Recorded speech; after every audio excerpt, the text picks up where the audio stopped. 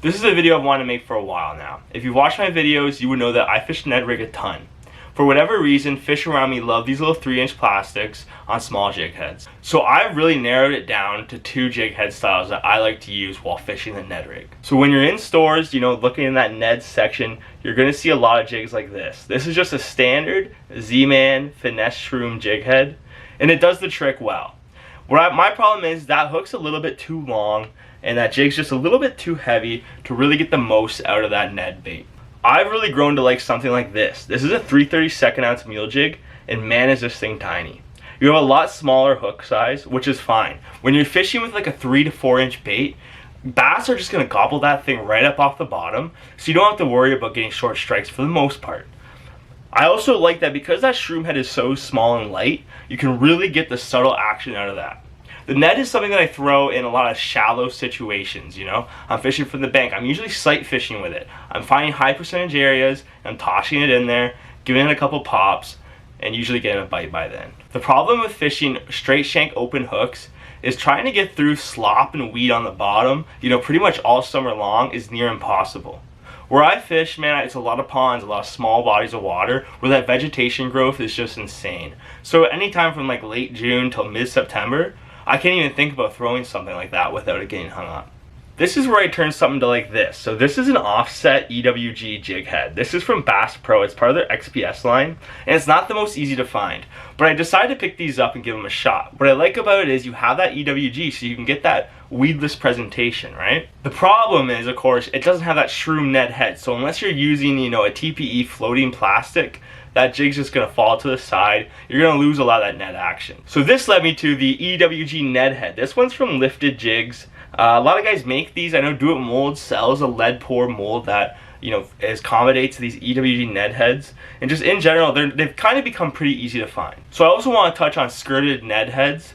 This one here is a finesse skirted Ned jig from Z-Man. And as you see, it has a wire guard on there, which is great. And just a really nice standard skirt size. Here's one from Pig Jigs. This is one I've shown off quite a bit, man. Another just skirted Ned. This one actually has an EWG hook, which I like, of course. And this one here is a Brian Schmidt Dreadhead Ned skirted jig. So, a little bit of a different kind of idea there. You can go wild with skirted Neds, man. There's so many on the market now. A lot of guys are making these, and I really like them all. I mean, I just think they're all fun to throw, and I'm hopefully going to start tying my own soon. So you would fish these you would any other standard Ned jig. The only difference is you have that skirt that gives you just a little bit more presentation, but you're using the same baits and all of that. So it's good to have in your arsenal. So originally, guys were just cutting stick baits and Senkos in half, putting them on a jig head, and that was the Ned rig. They've now made so many different plastics, and I want to share some standouts with you now. So we'll start off with what I would kind of consider the original, the Finesse TRD from Z-Man. This is a 2.75 inch stick bait. It's not much different from a Senko, just obviously downsized and a lot shorter. What makes Z-Man plastic so good for the Ned rig is it's that super stretchy Elastec, which is also floating material. So it allows you, when you work that jig back, to keep that thing always sticking straight up, giving it a great action. So I have this one in a couple of colors. That was the deal. This is also the Bubble Gut, and it's that green pumpkin with a little bit of pink on the bottom. And man, these Finesse TRDs are just a really nice, solid plastic that you can never go wrong with. So they've really branched out with the TRD line. This here is the TRD Craws. There's a TRD Tubes, a TRD Tickler Z. There's like a million different ones, man. I can't even keep track of them all. But I like this one, the craw, right? A little bit different. So it's that craw body, but that same small little bait. The Elastec stuff, so these claws are going to float in the water. There's going to be lots of action. And it makes sense. I do think the Ned rig imitates a craw really well, right? Especially a lot of smaller craws, little babies that are easy to get picked off by bass. My favorite from Z-Man by far has become the TRD Tickler Z. This here is in the Canada Craw color, and it's really become my go-to. So you have that same Elastec material, and it's just a standard kind of stick bait thing with some ticklers on the end, these appendages, right? So almost like a tube, but you only have 4 there, and it's just enough to give it a nice subtle action in the water. This is a really good finesse jig trailer, and a really good Ned bait. Ragetail is another brand that makes a bunch of different Ned baits with some action to them. This here is the Cutter Worm Ned, and it is obviously just like a standard cut tail worm, but in that Ned 3-inch size. So as you can see here, it's again just that standard Ned presentation, that stick bait looking thing with an appendage on the end, that cut tail worm appendage, right? That's going to flutter a lot in the water, give you a lot of action, which the fish might need to get enticed. Another one that I've grown to like are the rage-tailed Ned bugs. This is almost more of a creature bait kind of style of thing, so, you know, again, you get that action out of it, which is nice to have sometimes. And I'm going to finish off with where it all started for me a few years ago. This here is the Sakoshi bug from 10,000 Fish. This is actually from Carl's Bait Shop, right? It's one of their brands, and it's the one that I just really fell in love with. So this one here is a little bit thicker than the standard Ned bait. You know, it's just that thickness on the body. It has some girth to it. It still has that Elastec style of plastic, that stretchy, floating style of plastic, and it has a little bit of a, you know, thing going on here with the appendages. I don't believe that these little tiny itty bitty claws or legs do really anything to entice fish, but they're a nice thing to have on there, giving it that realistic kind of buggy craw style of look to it. So the one piece of advice I'll give when you're picking out your plastics is don't overthink it. You can just grab a finesse TRD or really anything off those shelves, and it's going to catch probably just as much fish as any of the other styles of plastic would. Now I understand certain actions are definitely going to work a little bit better than others, but what I like about the Ned is that it's so simple, and fish do just love seeing that little morsel on the bottom, right? So I don't think it matters that much what appendages are coming off of it. As for colors, as you saw, I have a lot of darker colors. Where I am, I like something with some green pumpkin, maybe black, black and blue, PB&J. You know, darker colors work better on the bottom for me. When it comes to color, as you saw, I mainly fish dark colors for the Ned.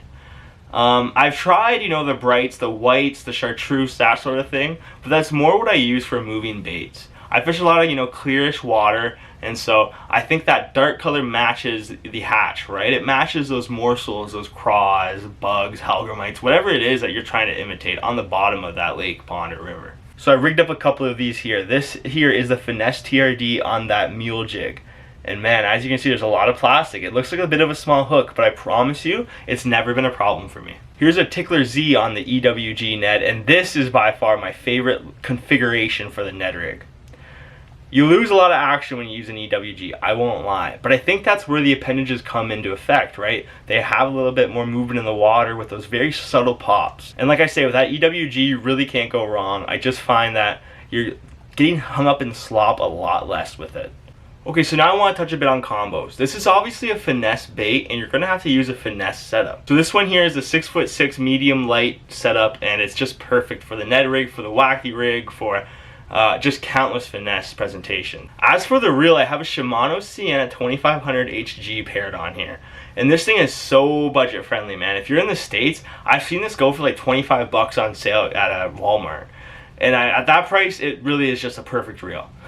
I paid a little bit more. I paid $70, and it really is a bit of an overpayment. But this thing is beautiful, you know, very solid. It's pretty durable. I put this thing through hell, man. I'm very hard on my gear, so for it to hold up to me has been great. And just as a small budget finesse reel, it really does a good trick. As for line, I have some 6-pound monofilament on here.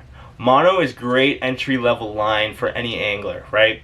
I've now moved more towards braid for my finesse setups, but I've never had a problem with mono. I know it has a bit more stretch, obviously, that sort of thing, but for finesse fishing, it does the trick well. I've moved up a little bit with my finesse situations. This rod is still super entry-level, super budget. I do think it is discontinued now, but this here is the Shimano Sensolite. It is in the 6-foot light configuration. I also have paired with it a Daiwa Regal 2500 reel. And the Regal is great, man. It's a step above the Sienna. I paid about 100 Canadian for it at Bass Pro. And again, I'm just so impressed with it.